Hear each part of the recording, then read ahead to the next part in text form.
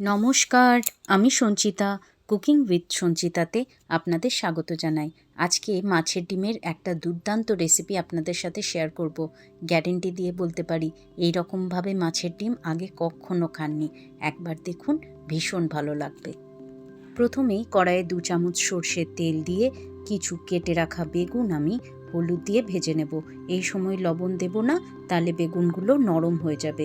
High হিটে রেখে বেগুনগুলোকে খুব ভালো করে একদম লাল লাল হওয়া পর্যন্ত ভেজে নিতে হবে।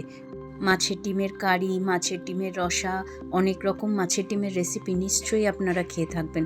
আমি কিন্তু গ্যারেন্টি দিয়ে বলছি, এই রকমভাবে আগে একবারও খাননি। একবার এই রকমভাবে যদি খান, বারবার এই রকমভাবেই খেতে ইচ্ছে করবে, এত সুস্বাদু হয় এই রেসিপিটা। দেখুন, এখানে নিয়েছি আদা কুচোনো, রসুন কুচোনো, টমেটো, পেঁয়াজ আর কাঁচা লঙ্কা। আর এখানে নিয়েছি মাছের ডিম। ফ্রিজে রেখেছিলাম বলে মাছের ডিমের কালারটা এরকম চেঞ্জ হয়ে গেছে। ভয় খাওয়ার কিছু নেই, মাছের ডিমটা কিন্তু সুন্দর আছে। এরপর ওপর থেকে দিয়ে দিলাম হলুদ, দিয়ে দিলাম পরিমাণ মতো লবণ। আর মাছের ডিমে যে একটা আষ্টে গন্ধ থাকে, সেই গন্ধটা কাটানোর জন্য এখানে দিয়ে দিলাম লেবুর রস। এটা অবশ্যই অ্যাড করবেন, তাতে কিন্তু মাছের ডিমের যে আষ্টে গন্ধ সেটা চলে যাবে। এরপর এখানে দিয়ে দিলাম একটা ডিম। তাতে এই রেসিপির টেস্টটা কিন্তু অসাধারণ হয়ে যাবে। ব্যাস, সমস্ত উপকরণগুলো দিয়ে চটকে চটকে ভালোভাবে মিশিয়ে নিতে হবে মাছের ডিমের সাথে। খুব ভালোভাবে চটকে মিশ্রণটাকে রেডি করে নিতে হবে। দেখুন, যত ভালোভাবে চটকাবেন ডিমগুলো একদম আলাদা আলাদা হয়ে যাবে। অনেক রকমভাবেই নিশ্চয়ই মাছের ডিম খেয়েছেন, একবার হলেও এইভাবে ট্রাই করবেন। আশা করি আপনাদের ভালো লাগবে। এই রকম সহজ সরল রান্না আপনাদের যদি ভালো লাগে, তাহলে প্লিজ আমার চ্যানেলটাকে লাইক করে সাবস্ক্রাইব করে আমার বন্ধু হয়ে আমার পাশে থাকবেন। দেখুন, চটকে এই রকম একটা জিনিস বেরিয়েছে, এটা কিন্তু আমি ফেলে দিচ্ছি। ওটা মাছের ডিমের মধ্যে রাখলাম না। যতক্ষণে মাছের ডিমটা রেডি করলাম, ততক্ষণে দেখুন বেগুন একদম সুন্দর করে ভাজা হয়ে গেছে। এই রকম লাল লাল করেই বেগুনটা ভেজে নিতে হবে, কারণ বেগুনটা পরে কিন্তু আর রান্না হবে না। বেগুনটা চিপে চিপে তেলটা ঝরিয়ে নিয়ে একটা পাত্রের মধ্যে আমি তুলে নিচ্ছি। বেগুনের মধ্যে যেটুকু তেল আছে সেটা যেন কড়াইয়ের মধ্যে চলে যায়, তাই খুব ভালো করে তেলটা চিপে নিচ্ছি। চেষ্টা করছি যতটা সম্ভব অল্প তেলে রান্নাটা করার।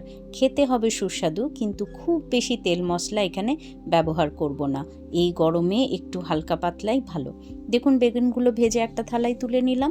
এরপর ওই কড়াইয়ের মধ্যেই দিয়ে দেবো আরও 1 চামচ তেল। ব্যাস, এইটুকু তেল তো লাগবেই। কড়াইয়ের মধ্যে তেল দিয়ে এরপর দিয়ে দেবো ফোড়নে কালো জিরে। এইটাতে একটা সুন্দর ফ্লেভার আসবে। কালো জিরেটা ফোড়নে দিয়ে সুন্দর একটা ফ্লেভার আসা পর্যন্ত অপেক্ষা করবেন। তারপর এর মধ্যে প্রথমেই অ্যাড করবেন কুচোনো রসুন। কুচোনো রসুন সামান্য একটু ভাজা হলে দিয়ে দেবেন কুচোনো আদা আর কুচোনো লঙ্কা। ব্যাস, একটু নাড়াচাড়া করে ভাজতে থাকুন। রসুন, আদা, কাঁচা লঙ্কা যখন একটু ভাজা হয়ে যাবে, তখন আমরা আগের থেকে কেটে রাখা 1টা কি 2টো পেঁয়াজ এখানে অ্যাড করবেন। খুব ভালো লাগে খেতে, তবে পেঁয়াজটা মিহি করে কুচোবেন না, এরকম একটু মোটা মোটা করে কুচোবেন। যখন খাবারের সময় এগুলো মুখে পড়বে, তখন খেতে বেশ ভালো লাগবে। পেঁয়াজটা কিন্তু একদম লাল লাল করে ভাজবো না, একটু কালার চেঞ্জ হয়ে গেলেই চলে আসবো নেক্সট স্টেপে। একদম মুখরোচক একটা রেসিপি। গরম ভাতের প্রথম পাতে এই রকম একটা রেসিপি যদি থাকে, তাহলে বিশ্বাস করুন অর্ধেক ভাত এই রেসিপি দিয়েই খাওয়া হয়ে যাবে। ব্যাস, এরপর দিয়ে দিলাম একটা কুচোনো টমেটো। পেঁয়াজটা একটু হালকা কালার চেঞ্জ হলেই টমেটোটা দিয়ে দিতে হবে। টমেটোটাও একটু ভেজে নেব। টমেটোটা একটু ভাজতে ভাজতেই এখানে দিয়ে দিচ্ছি সামান্য একটু হলুদ গুঁড়ো, দিয়ে দিচ্ছি সামান্য একটু জিরে গুঁড়ো, আর খুব সামান্য একটু ধনে গুঁড়ো। ব্যাস, গুঁড়ো মশলা অ্যাড করে নিয়ে সামান্য একটু মিশিয়ে নেব। কালারের জন্য সামান্য একটু আমি অ্যাড করে দিলাম কাশ্মীরি লঙ্কার গুঁড়ো।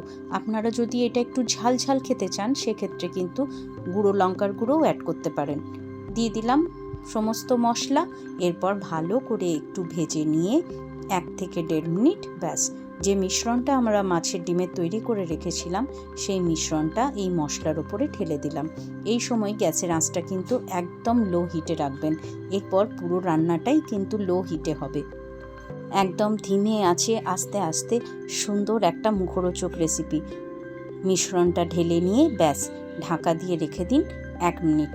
1 মিনিট ঢাকা দিয়ে রেখে এরপর খুলে নিয়ে আস্তে আস্তে পুরো মিশ্রণটাকে মিশিয়ে নিতে হবে।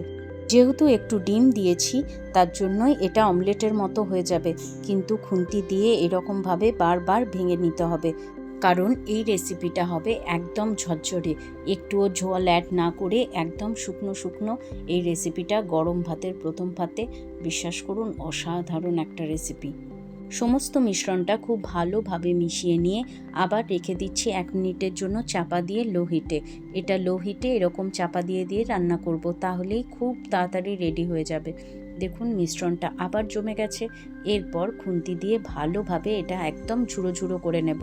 একটু চাপ দিলেই একদম সুন্দরভাবে এটা ঝুড়ো ঝুড়ো হয়ে যাবে। একটু দেখুন এরকম চাপ দিয়ে দিয়ে ভেঙে দিলেই পুরো মিশ্রণটা একদম রেডি হয়ে যাবে। এত সুন্দর ঝরঝরে হয় এবং এত সুস্বাদু হয় খেতে। এটাকে যত ভালোভাবে শুকনো শুকনো করে তৈরি করবেন তত সুন্দর লাগবে খেতে। কোনো প্রকার জল অ্যাড করবেন না। এরপর দেখুন মিশ্রণটা আমাদের রেডি। এরপর এখানে দিয়ে দিলাম ভেজে রাখা বেগুন। বেগুনও যেহেতু আগে লবণ অ্যাড করিনি, তাই এখানে পরিমাণ মতো লবণ দিলাম, আর দিলাম সামান্য একটু চিনি, আর দিয়ে দিলাম হালকা একটু গরম মশলা। কয়েকখানা চেরা কাঁচা লঙ্কা এখানে অ্যাড করলাম সুন্দর একটা ফ্লেভারের জন্য। সমস্ত উপকরণগুলো খুব ভালোভাবে মিশিয়ে নিয়ে আরও 1 মিনিট চাপা দিয়ে রাখবো, তাহলেই রেডি হয়ে যাবে। এই রান্নাটা কিন্তু বেশিরভাগই লো হিটে রান্নাটা হবে, একদম আস্তে আস্তে কিন্তু একদম ঝরঝরে। দেখুন চাপা দিয়ে রেখে দিলাম আরও 1 মিনিট, যাতে যে মশলাগুলো অ্যাড করলাম সেগুলো যেন ভালোভাবে সমস্ত রান্নার মধ্যে মিশে যায়। ব্যাস, আমাদের মাছের ডিমের এই রেসিপি একদম রেডি। অবশ্যই আগে লবণটা কিন্তু একটু কম দেবেন, কারণ পরে কিন্তু আমি একটু বিট লবণ অ্যাড করব, এতে টেস্টটা কিন্তু আরও মুখরোচক হবে। দেখুন কতটা সুন্দর হয়েছে, ঝরঝরে অথচ ভীষণ টেস্টি। প্রথমে লবণের পরিমাণটা একটু কমই রেখেছিলাম, যাতে শেষে এরকম বিট লবণ ছড়াতে পারি, তাতে কিন্তু টেস্টটা আরও বেশি ভালো আসে। শেষে বিট লবণ দিয়ে আর ওপর থেকে দিয়ে দিলাম লেবুর রস। লেবুর রস ছড়িয়ে দিয়ে গ্যাসটা অফ করে হালকা হাতে মিশিয়ে নিয়ে গরম ভাতের সাথে পরিবেশন করুন। একবার এইভাবে অবশ্যই বানান, আর আমাকে কমেন্টে জানাতে একদম ভুলবেন না এটা খেতে কেমন হয়েছিল। আর যদি ভালো লাগে প্লিজ আমার চ্যানেলটাকে লাইক করবেন, শেয়ার করবেন এবং সাবস্ক্রাইব করে আমার বন্ধু হয়ে আমার পাশে থাকবেন। আমার নতুন বন্ধুরা বেল আইকনটা প্রেস করে অল নোটিফিকেশনটা অন করে দেবেন, তাহলে যখনই আমি ভিডিও দেব আপনাদের কাছে নোটিফিকেশন চলে আসবে। আপনারা সবাই ভালো থাকবেন, সুস্থ থাকবেন এবং আনন্দে থাকবেন। দেখা হবে নিত্য নতুন রেসিপি নিয়ে পরের ভিডিওতে। আজকের মতো তাহলে এখানেই বিদায় নিলাম। টাটা।